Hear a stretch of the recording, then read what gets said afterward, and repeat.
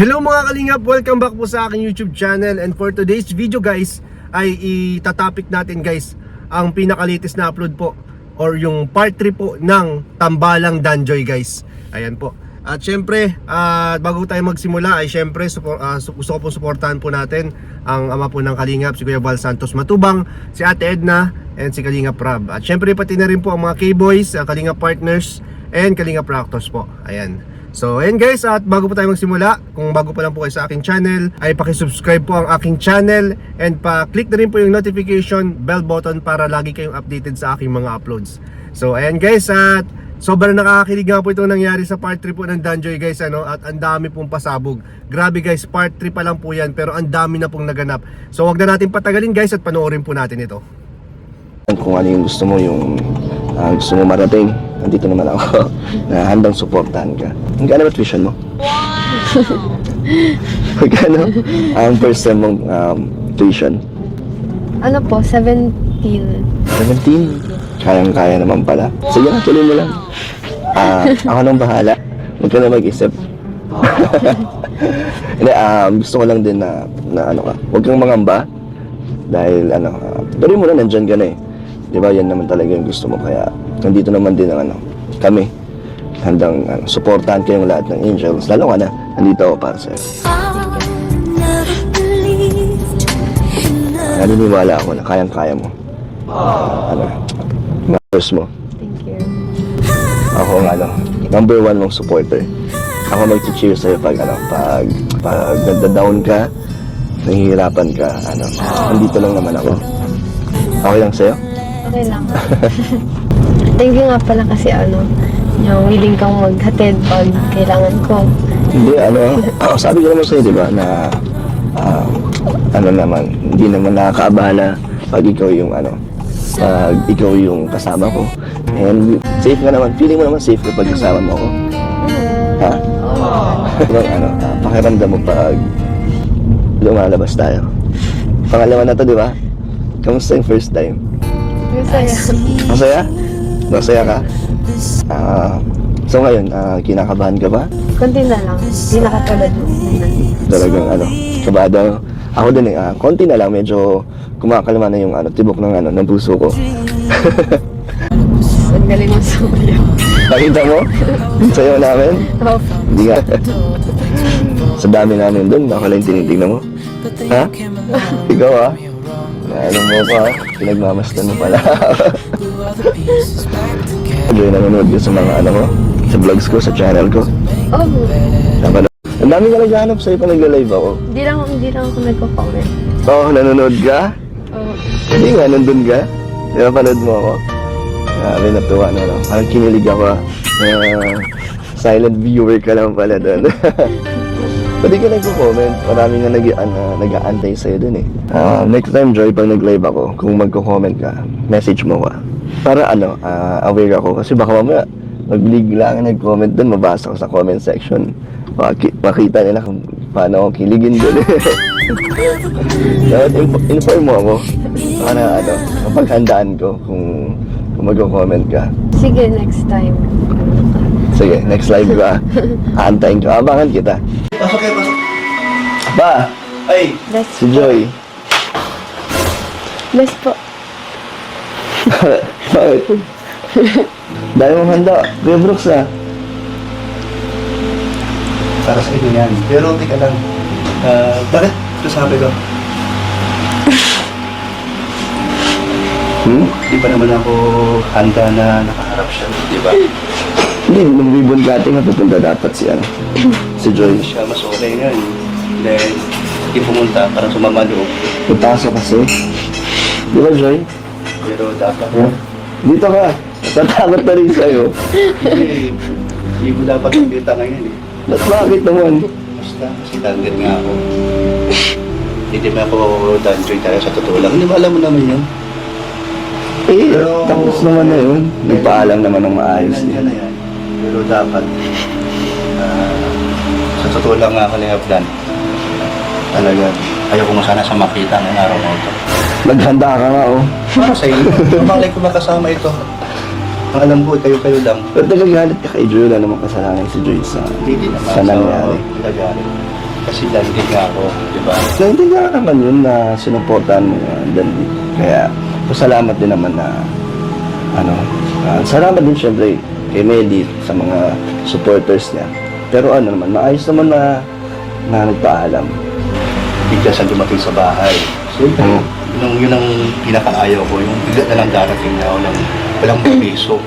So, kung ba hindi ko matanggapin na una-una, wala ka pa sabi sa akin. Ano sinabi mo yung sinabi? So, kasi alam mo naman, madandit ako eh. Sabi ko sa si Joy, kung ano man yung nangyari, kung ano man yung naging Ano na sinasabi ko na kasalanan? naging resulta sa love team namin ni Medi. Basta, para sa akin, ginawa ko lang yung totoong na nararamdaman ko kung ano yung gusto. Sinat mo ako na may kasama ako. Yung sinasabi mong special someone. So, dapat talaga yun? Hindi, sabi ko ng totoo. Kasi marami din gusto magkakaalaman tayo sa totoong pangyayari na sinasabi mo special someone. Ano ba talaga? Ano naman, obvious naman din na yun na yun, hindi na kailangan sagutin, di ba? Kaya ako dinala sa'yo. Ba't ayaw masabi-sabi na siya talaga ang special someone? Bakit ba, kanina mo pa tinatanong kung siya ba? Siyempre, bilang tatay, gusto ko rin malaman ang katotohanan. Ano ba talaga? Na Na sinasabi mo parati, bago ka bumili ng crop top, ibibigay mo sa special someone mo. Sino ba talaga? Sabihin mo kung sino. Di si Joy. Oo nga. Si Joy nga ang tinutukoy ko talaga na special someone. So inamin mo ngayon na siya talaga. Oo. Kaya ako pinakilala na sa'yo si Joy. Kasi, yun, para mawala yung,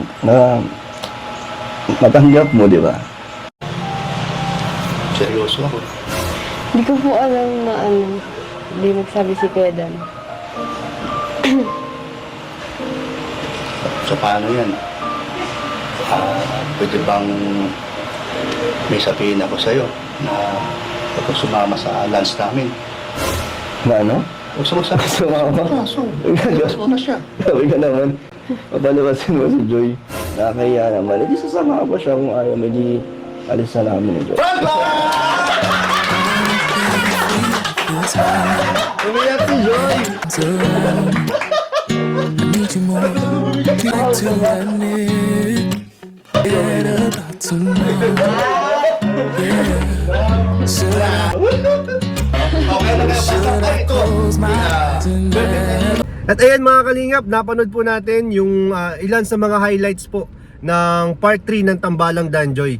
Grabe po itong tambalang po ito guys, kasi napaka po sila po yung pinaka-controversial na love team po, pero isa rin sa pinaka-nakakakilig. Grabe, parang meant to be talaga silang dalawa. Yan, so ano yun natin yung mga nangyari po dito sa sa part 3 na to. Napansin ako dito kay Kalingap Dan po. Sabi dito ni Kalingap Dan kay kay Joy, balak niya sagutin yung yung tuition fee ni Joy para lang magpatuloy si Joy sa pag-aaral. Grabe po. Kasi hindi naman po ganyan yung mindset ni ni Kalingap Dan eh. Kumbaga, yung pagsagot sa sa tuition, long term po 'yan. Long term 'yan. Pero nagulat ako sa sinabi ni Kalingap Dan. Grabe po dito sabi niya dito ay ayan, wag daw mag-alala si Joy dahil kung sakalin man mawalan po siya ng sponsor, handa naman po si Kalingap Dan na na sumagot ng tuition fee ni Joy. Grabe So, ibang level na talaga guys ito. Makikita mo talaga kay Papa Dan, syempre sa mga ngiti pa lang, gustong gusto niya talaga at bukal sa puso niya yung sinabi niya guys. At sabi pa nga ni Kalingap Dan, siya daw yung magiging number 1 supporter ni Joy. Grabe po kung halimbawa na-stress siya, kung may malalim pinagdadaanan, andyan lang si Dan, one call away. At syempre magiging number 1 supporter po. Syempre sabi din Kalingap Dan dito, ito po isang isang sinabi rin ni Kalingap Dan, kumakalma daw yung tibok ng puso niya. Ayan, kasi nung mga unang mga episodes daw ay hindi daw niya mapigilan yung yung kabog ng dibdib niya. Pero ngayon habang tumatagal na po yung love team po nila ay medyo nasasanay na po siya at kumakalma na daw yung tibok ng puso niya. Yan po ang pakasabi ni Kalingap Dan. At ito nga po guys, ang pinaka-highlights po dito sa part 3 na to ay na-prank po si Joy. So nakakalungkot nga kasi napaiyak si Joy dito, pero at least alam natin na okay po si Joy kay Kuya Brooks. Ayan, di ba? Wala na tayong problema. Although kinabahan po si Joy, syempre, natiri-eye siya kasi feeling ko may alam naman siya na ganun ang magiging scenario, pero siguro inisip niya baka totoo na yung sinasabi ni Kuya Brooks, kaya parang medyo natiri-eye siya. Napansin ko nga dito guys na si Kalingap Dan po, medyo nagigilty siya habang nagpa-prank po sila. Napansin ko dito na instead na seryoso din yung mukha niya, nag-i-smile siya kay Joy, di ba? Napansin niyo, nag-i-smile siya kay Joy para pasimpleng sabihin na huwag ka mag-alala dahil prank lang to. Ayan. Lagi nakasmile si Dan dun eh, di ba? Kung magpa-prank ka, dapat seryoso ka, di ba? Ayan. So ayun na nga guys, sa pa ditong highlights po ay yung pinaglaban na nga po talaga ni Kalingap Dan, si Joy, sa harap po ng kanyang tatay. Ano? Grabe po dito. Sana all na lang talaga, Papa Dan. At isa pa po sa pinaka highlights po nito ay hindi po natin inaasahan na dito po niya sasabihin at aaminin na si Joy talaga ang kanyang special someone. Grabe guys. Sabi dito sa akin ni Kalingap, sabi nga ni Kalingap Rob, hindi yun kasama sa script. Kumbaga, ang galing kasi ni Kuya Brooks magtanong. Kumbaga, na-corner niya si Kalingap Dan. So, hindi pa naman dapat yun sasabihin o hindi po yun ilalabas. Kaya lang na-corner po ni Kuya Brooks si Kalingap Dan dun sa mga tanong niya. Wala na pong nagawa si Kalingap Dan kundi aminin. So ayan, shoutout kay Kuya Brooks, ang galing mo dun. Best actor si Kuya Brooks, shoutout po. Ayan. At yung last part na nga po kung saan naamin na nga po na na prank lang po yun, ay ito pong nangyari guys. Kamuntik na po niyakapin ni Kalingap Dan si Joy. Napansin nyo po yun, sigurado ko maraming nakapansin yan.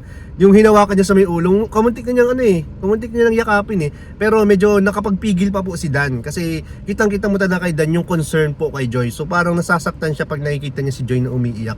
Grabe po guys ang ang mga pangyayari guys. So part 3 pa lang yan guys ng Tambalang Dan Joy, pero napakarami na pong nangyari. So asahan nyo guys na mas marami pa pong mangyayari dito, mga nakakakilig sa mga fans po. Syempre, suportahan po natin ang lahat ng love teams. Yan, kasama na po itong Dan Joy, kasi malaking tulong din po ito sa sa channel po ni Kalingap Rob at sa mga tinutulungan po niya ng mga beneficiaries. Ayan, so yun lamang po sa vlog pong ito, and thank you so much po sa inyo lahat. And syempre, wag po natin kakalimutan ulit, suportahan si Kuya Val Santos Matubang, si Ate Edna, Kalingap Rob, ang K-Boys, Kalingap Partners, and Kalingap Reactors. At sa lahat po ng bumubuo ng buong Kalingap, suportahan po natin. Ayan guys, and thank you so much po sa lahat. And Jesus loves you. Bye-bye po. Thank you so much.